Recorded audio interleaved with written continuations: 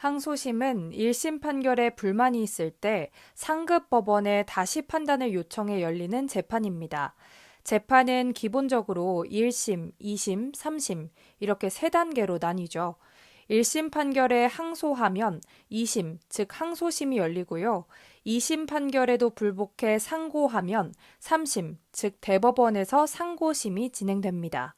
앞서 이 대표는 1심에서 의원직 상실형, 징역 1년에 집행유예 2년을 선고받았습니다. 참고로 선거법에서 당선 무효형 기준은 벌금 100만 원 이상인데요. 징역 1년, 집행유예 2년이면 피선거권 박탈에 해당되는 수준이었습니다. 집행유예는 말 그대로 형 집행을 잠시 미룬다는 뜻입니다.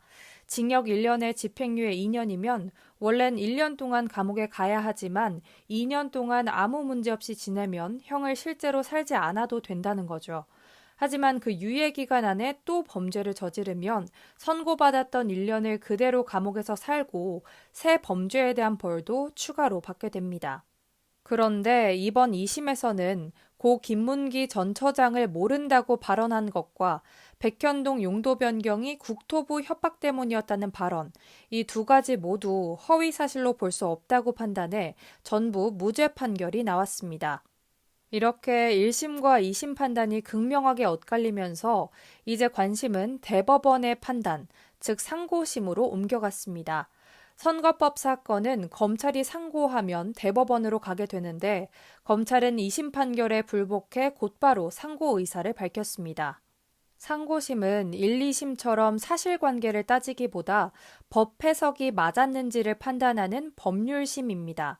특히 징역 10년 이하 사건은 법리 오해가 있었는지만 따지게 되죠. 만약 대법원이 2심의 무죄 판결을 확정하면 이 대표는 이 사건에 대한 사법 리스크는 벗게 되겠죠. 하지만 반대로 2심의 법리 오해가 있었다고 판단되면 사건은 다시 서울고법으로 넘어가 파기환송심이 열리게 됩니다.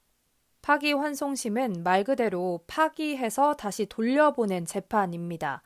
원심 재판에서 법 적용이 잘못됐거나 절차에 문제가 있을 때 대법원이 그 판결을 파기하고 사건을 다시 원심 법원으로 돌려보냅니다. 이 과정을 파기환송이라고 하고 그렇게 다시 돌아온 사건을 원심 법원이 받아서 새로 여는 재판이 바로 파기환송심입니다.